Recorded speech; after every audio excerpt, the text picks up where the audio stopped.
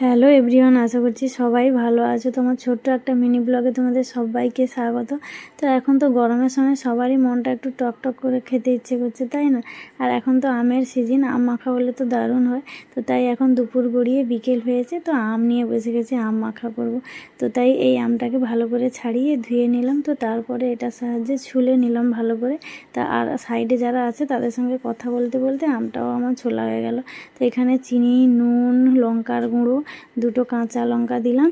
তো তারপরে একটু সর্ষে পেস্ট দিলাম, কালো সর্ষের পেস্ট, আর বিট লবণ দিয়ে লঙ্কা দলে ভালো করে পুরোটা মাখিয়ে নিলাম আম মাখাটা।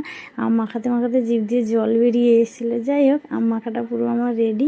তো এখন একটু টেস্ট করে দেখি কেমন হয়েছে। দারুণ হয়েছিল কিন্তু খেতে।